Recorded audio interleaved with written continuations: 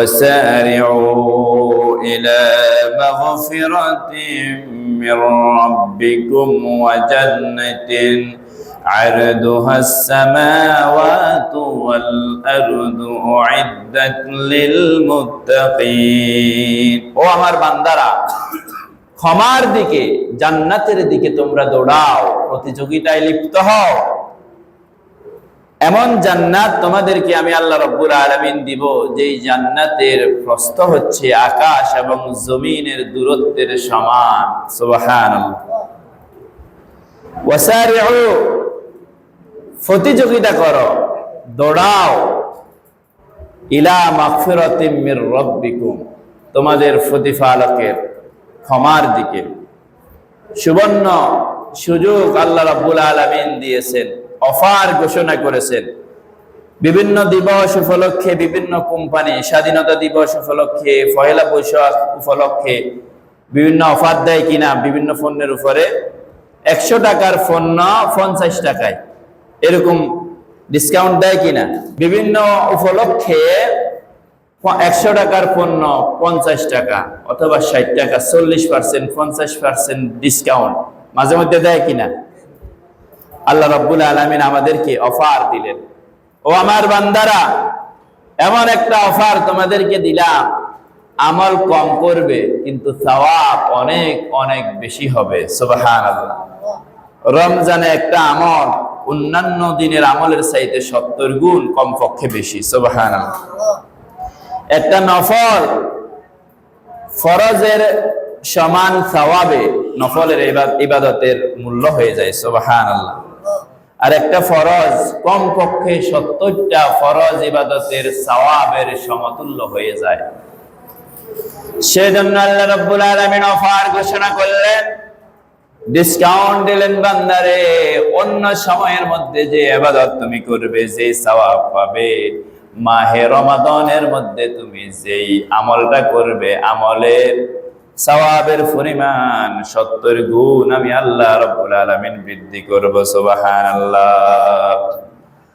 ওয়াসারিউ ইলা মাগফিরাতিম মির রাব্বিকুম বান্দারে ক্ষমার দিকে দৌড়াও দুনিয়ার পিছনে আর কত পড়ে থাকবে যদি তুমি দুনিয়াতেও সম্মানিত হতে চাও আখিরাতেও সম্মানিত হতে চাও আখিরাতে ক্ষমা পাওয়ার উদ্দেশ্যে আল্লাহর দিকে তুমি ফিরে আসো সুবহানাল্লাহ কেউ যদি দুনিয়াকে তুচ্ছ করে আখিরাতকে মহা মূল্যবান মনে করে আখিরাতের জন্য প্রস্তুত থাকে এই ব্যক্তিকে আল্লাহ পাক দুনিয়াতেও সম্মানিত করেন আখিরাতেও এই ব্যক্তির জন্য নাজাতের দরজা খোলা সুবহানাল্লাহ আর যদি এই দুনিয়াকে আসল মনে করে যে দুনিয়াতেই যা কিছু পাওয়া যায় নগদ যা পায় হাত পেতে নেই বাকির খাতায় শূন্য আখিরাতে যা পাবো সেটা পরের কথা আগে নগদটা গ্রহণ করে নি এই ব্যক্তির দুনিয়াও এই ব্যক্তি কামাই করতে পারবে না দুনিয়াও এই ব্যক্তির জন্য ধ্বংস আখিরাতেও মহা সাফল্য থেকে এই ব্যক্তি মাহরুম হয়ে যাবে আল্লাহ পাক আমাদেরকে বুঝ দান করুন বলি আমিন আল্লাহ রাব্বুল আলামিন বলেছেন বান্দারে وجنة عرضها السماوات والأرض أعدت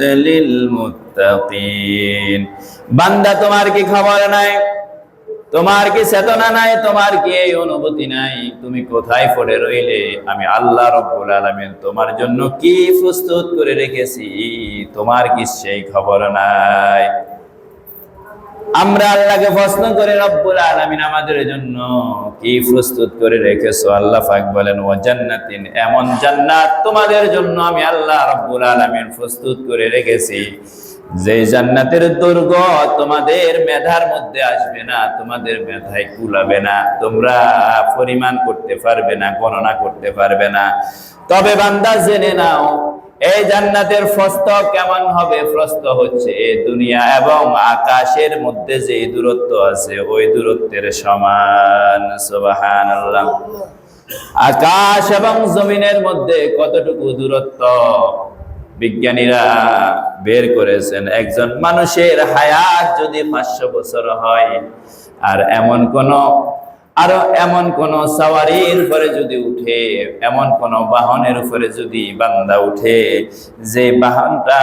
1 সেকেন্ডে 1,86,000 মাইল বিদ্যুতের গতিতে ওই বাহনটা ছুটে চলে, এরপরে ওই বান্দাটা ওই বাহনের মধ্যে যদি চড়ে আকাশে উঠতে চায়, এই বান্দার 500 বছর হায়াতের প্রয়োজন হবে। সুবহানাল্লাহ। 1 সেকেন্ডে কয় মাইল যাবে? 1,86,000 মাইল 1 সেকেন্ডে যাবে। এরপরে বান্দার জন্য 500 বছর হায়াতের প্রয়োজন আকাশে যাওয়ার জন্য, আবার আকাশ থেকে জমিনে আসার জন্য আরো 500 বছরের প্রয়োজন আছে কিনা? তাহলে 1000 বছর হায়াতের প্রয়োজন কোন বান্দার জন্য, যেন তেন বাহন দিয়ে নয়, যে বাহনটা 1 সেকেন্ডে 1,86,000 মাইল গতিতে ছুটে চলে। সুবহানাল্লাহ। আল্লাহ রাব্বুল আলামিন জানিয়ে দিলেন বান্দারে, যে জান্নাত আমি আল্লাহ রাব্বুল আলামিন প্রস্তুত করে রেখেছি, ওই জান্নাতের প্রস্থটা হবে এমন, এর দৈর্ঘ্য কেমন হবে তোমার মেধায় ধরবে না। সুবহানাল্লাহ। বলেন তো,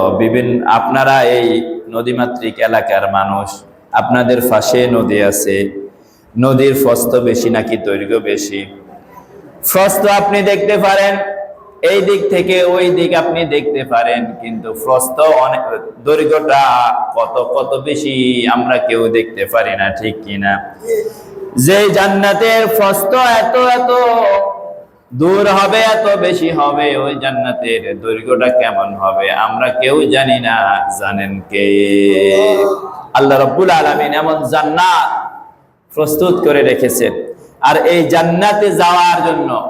বান্দা উপযুক্ত হবে এই মাহে রমাদানে। সুবহানাল্লাহ।